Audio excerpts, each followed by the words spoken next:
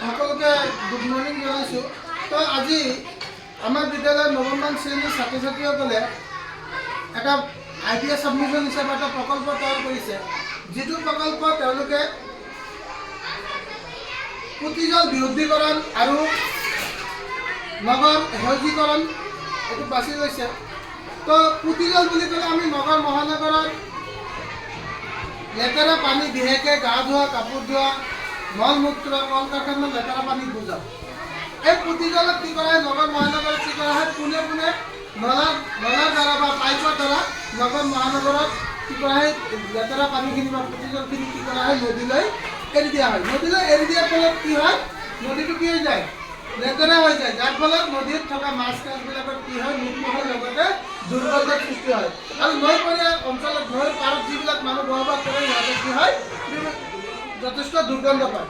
দুৰ্গন্ধ পোৱাৰ ফলত সিহঁতৰ কি হয়, বিভিন্ন ধৰণৰ বেমাৰ আজাৰে দেখা দিয়ে।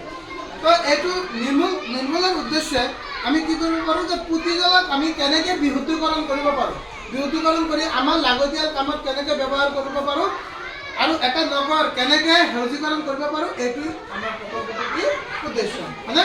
তো প্ৰথমতে আমি পুতিজলখিনি গোটেই নগৰ মহানগৰৰ যিটো পুতিজল আছে, লেতেৰা পানী আছে, গোটেইখিনিক আমি এটা ডাঙৰ কণ্টেইনাৰত কি কৰিম,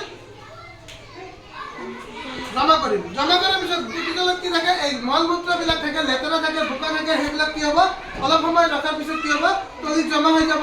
আৰু লেতেৰা পানীখিনিক আমি পৰৱৰ্তী পাইপৰ সহায়ত দ্বিতীয় টেংকিলৈ কি কৰিম, স্থানান্তৰ কৰিম। এতিয়া দ্বিতীয় টেংকিত আমি কি কৰিম, বীজাণুনাশক আৰু কি ব্লিচিং পাউডাৰ এই দ্বিতীয়টো টেংকিটোত আমি দিম। দ্বিতীয় টেংকিটোত যেতিয়া ব্লিচিং পাউডাৰ আৰু বীজাণুনাশক দিম, দিয়াৰ লগে লগে পানীখিনি কি হৈ যাব, বীজাণুমুক্ত হৈ যাব আৰু ফটফটীয়া হৈ যাব। এই ফটফটীয়া পানীখিনিক আমি আকৌ কি কৰিম, তৃতীয়টো টেংকিলৈ পৰিৱৰ্তন কৰিম বা স্থানান্তৰ কৰিম। তৃতীয় টেংকিলৈ যেতিয়া স্থানান্তৰ কৰিম, তেতিয়া সেই ফটফটীয়া পানীটোক আমি কি কৰিব পাৰোঁ, আমাৰ দৈনিক লাগতিয়াল কাৰ্য, যেনেকৈ কি এই বাগিচাত পানী দিয়া বা ফুলনিত পানী দিয়া বা গাড়ী ধোৱা, এইবিলাক কামত কি কৰিব পাৰিম, ব্যৱহাৰ কৰিব পাৰিম। সেইটো আমাৰ পুতিজলৰ পৰা এটা লাভালাভ হ'ল, লগতে পৰিৱেশৰ কি হ'ল, সমতা ৰক্ষা হ'ল। ইয়াৰ উপৰি যিটো আমি এই প্ৰথম টেংকিটোত যিবিলাক বোকা আৰু কি মল যিবিলাক আছিল, সেইবিলাক জমা হৈছিল, সেই বোকা আৰু মলবিলাকক আমি কি কৰিম, তাৰ পৰা উলিয়াই আনি কেনে কি কৰিম, অলপ কেইদিনমান ৰাখি সেইখিনি ভালদৰে পচাই কিনে কি কৰিম, সেইবিলাক পচন সাৰ বা জৈৱিক সাৰলৈ আমি ৰূপান্তৰ কৰিব পাৰিম। এইখিনিক আকৌ আমি ইচ্ছা কৰিলে আমি খেতি পথাৰতো ব্যৱহাৰ কৰিব পাৰিম, যিটো এটা ভাল কি জৈৱিক সাৰ। তো এইটো হ'ল আমাৰ পুতিজল ব্যৱস্থাটো। আৰু বাকী যিবিলাক পানী থাকিব, আমাৰ বাগিচা আৰু ফুলনিত ব্যৱহাৰ কৰাৰ পিছত যিখিনি পানী বাকী থাকিব, সেইখিনি পানীক আমি কি কৰিব পাৰিম, পুনৰ নদীলৈকে এৰি দিব পাৰিম। ইয়াৰ উপৰি এইটো প্ৰকল্পত আৰু এটা বস্তু ৰখা হৈছে, যে কি নগৰ সেউজীকৰণ। এতিয়া নগৰ সেউজীকৰণ বুলি ক'লে আজিৰ দিনত নগৰবিলাকত কি হৈছে, গছ গছনিৰ সংখ্যা দিনে দিনে কমি গৈ আছে। সেই গছ গছনিৰ সংখ্যা দিনে দিনে কমি যোৱাৰ ফলত নগৰত কি হৈছে, তাপমান যথেষ্ট বৃদ্ধি হৈছে। এইটোৰ মুখ্য কাৰণ কি, যে নগৰবিলাকত কি হয়, পেট্ৰল ডিজেলৰ চালিত কি হয়, গাড়ী মটৰ চলে, যিটো ধোঁৱাত কি থাকে, কাৰ্বন ডাই অক্সাইড থাকে, কাৰ্বন মনক্সাইড থাকে, ছালফাৰ ডাই অক্সাইড থাকে, যাৰ কাৰণে নগৰৰ আৰ্দ্ৰতা বা কি জলবায়ু কি হয়, গৰম হয়।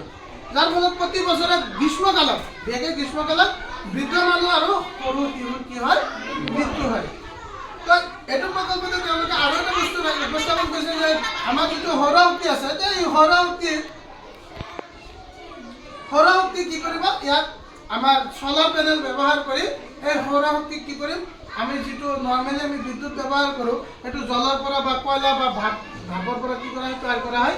সেইটো আমাৰ ইন্ধন হিচাপে কয়লা আৰু পানী ব্যৱহাৰ হয়। তো যিটো আমি সূৰ্যৰ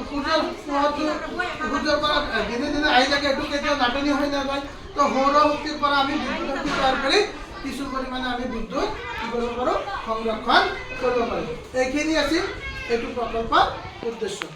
বুজি পাইছে, সকলোৱে ভাল পাইছে। তো সকলোকে পুনৰবাৰ আমি সকলোৱে ধন্যবাদ জ্ঞাপন কৰিম।